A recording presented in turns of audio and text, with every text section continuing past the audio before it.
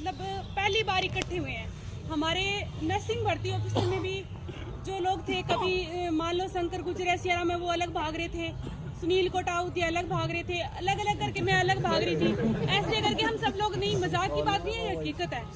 इसलिए हमारी वैकेंसी इतनी डिले बात है। दुख की बात ये है कि 20,500 की वैकेंसी में हम लोग यहाँ पे 250 लोग भी नहीं है। तो ये संघर्ष है वो इतना आसानी से मतलब खत्म नहीं हो रहा, मेरे हिसाब से नहीं होगा, क्योंकि हम 10 दिन 15 दिन लगातार बैठेंगे और ये भीड़ यहाँ एरिया खाली नहीं रहना चाहिए। अगर भर जाएगा पूरा खचाखच भरेगा। और नारी शक्ति तो बिल्कुल भी नहीं है। अगर नारी शक्ति आ जाए तो ऐसा कोई काम नहीं है जो असंभव। मैं कहना चाहती हूँ कि कोई भी साथी अगर घर से निकला है तो प्रॉब्लम सभी के हैं। किसी की सास बीमार है, किसी की माँ बीमार है, किसी के छोटे बच्चे हैं, किसी का घरवाला उसको आने नहीं दे रहा, किसी की वाइफ उसको आने नहीं दे रही। हर आदमी को, हर लेडीज को समस्या है। तो अगर अपने बच्चों और अगर अपने माँ बाप की बची हुई जिंदगी को देखना चाहते हो और बच्चों का ब्राइट फ्यूचर और इंग्लिश मीडियम में पढ़ाना चाहते हो, मैं आपको स्पष्ट कर देती हूँ, क्योंकि इस सैलरी में आप सरकारी में नहीं पढ़ा पाओगे। ठीक है, अगर आप ढंग की जगह बच्चे को पढ़ाना चाहते हो, आप चाहते हो कि आपका बच्चा भी आगे जाके सरकारी अफसर बने या अच्छा आदमी बने, तो उसके लिए नौकरी आज के जमाने में बहुत जरूरी है। और वो नौकरी आपको तभी मिलेगी जब आप संघर्ष के मैदान में डटे रहोगे और अपने संघर्ष की आहुति दोगे। तो मैं सभी से अपील करती हूँ, हाथ जोड़ के मेरी विनती है कि जो भी साथी हैं वो देर सवेर, अगर आज नहीं आ सकता तो वो कल हर हालत में आए, क्योंकि सीपी जोशी जी हैं हमारे भाजपा के प्रदेश अध्यक्ष, उन्होंने भी कहा कि अगर भीड़ अच्छी होगी तो मैं आपके धरने पर 23 तारीख को आ जाऊंगा। और लाल जी मीणा भी आने के लिए बोल रहे हैं, लेकिन इतनी भीड़ में आके अपनी ही फजीती होगी। समझ रहे हो आप इस बात को?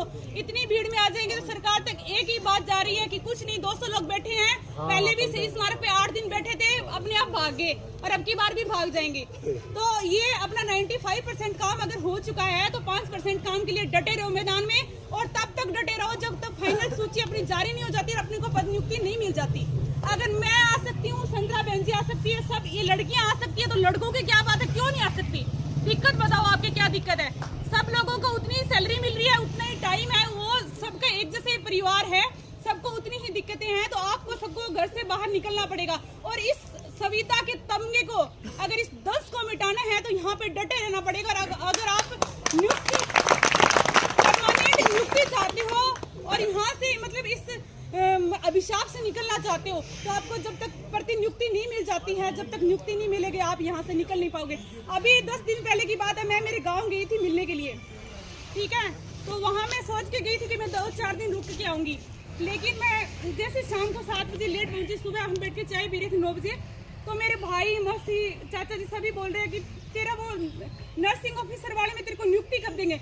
उनको थोड़ी ना पता है कि हमारी वैकेंसी तो इस मोड़ पे जा रखी है कि नियुक्ति को तो संभावना ही नहीं, अभी तो हम वैकेंसी बचाने के लिए भाग रहे हैं। समझ रहे हो इस बात को? तो लोगों की बार बार घर वालों की यही प्रेशर आ रहा है कि हमें नियुक्ति कब मिल रही है, हमें नियुक्ति कब मिल रही है, लेकिन उनको हमारी भर्ती की असलियत पता नहीं है। तो मैं सबसे हाथ जोड़कर विनती कर रही हूँ, ये अपने पास लास्ट मौका है। अगर ये मौका अपने हाथ से चला गया ना तो 8 कैडर कभी इकट्ठे होंगे और ना अपनी भर्ती कभी पूरी होगी। अब हर आदमी अपने अपने ये बना लो, मंशा बना लो कि मेरे जो 2 साथी है जिनको मैं जानता हूँ, हर आदमी अगर 2-2 साथी भी बुलाएगा तो यहाँ भीड़ जमा होगी। किसी को बुलाएंगे तो छपड़ा भी RS की तरफ पॉजिटिव निकल सकता है। तो मैं